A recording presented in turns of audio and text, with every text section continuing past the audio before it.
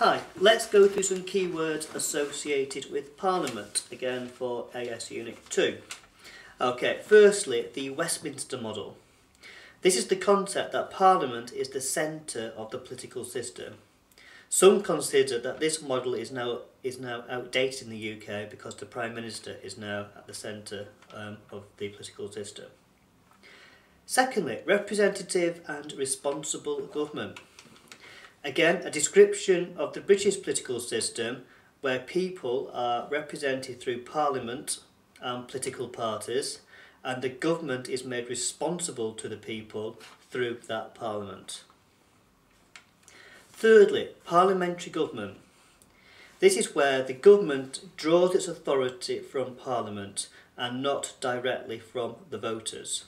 There is no separation between the government and Parliament. So this again refers to the United Kingdom, whereby the government is also members of Parliament. Okay, presidential government. This is a system whereby the President has a separate source of authority from the rest of the government and the legislature. Usually he or she is directly elected and thus has got his own mandate. Again, if you take the United States, Barack Obama is elected separately to the US Congress. Okay, separation of powers. This is the principle that the powers of the government and Parliament should be separated and they should control each other's powers. Again, another example of that is of course the United States, where you cannot be in more than one institution and each institution has got powers to check the powers of everybody else. Fusion of powers.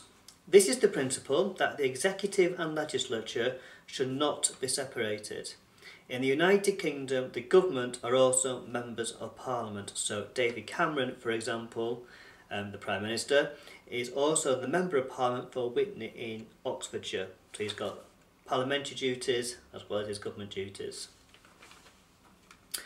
Bicameral. This basically means two chambers. So any parliament which has got two chambers, which is most of them, are bicameral. Unicameral means one chamber. There are a couple of countries around the world that have unicameral parliaments.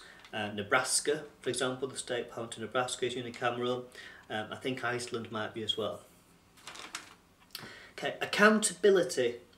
This is the principle that the government should be held to account or made to explain its actions. This is done at election time, directly by the people.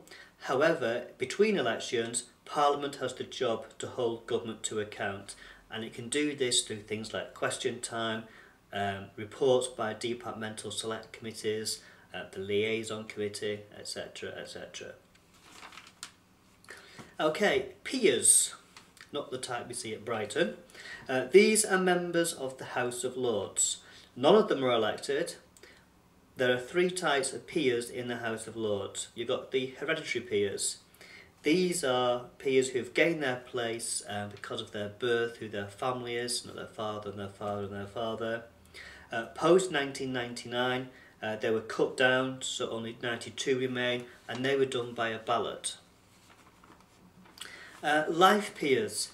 These are peers who have been appointed to the second chamber for the remainder of their life, usually for service to the country or as their role as experts. Many life peers are former politicians from the House of Commons, for example Lord Prescott, who used to be known as John Prescott. He was the Deputy Prime Minister under Tony Blair. We also get a number of experts who also get positions as life peers. Lord Robert Winston, for example, who's the expert on fertility issues. And the third type of peer are the Lords Spiritual. There are 26 of them, 24 bishops, 2 archbishops, all Church of England bishops, and they hold their place in the elected chamber because the Church of England is the state religion. Okay, so the House of Lords is made up of those three types of peers.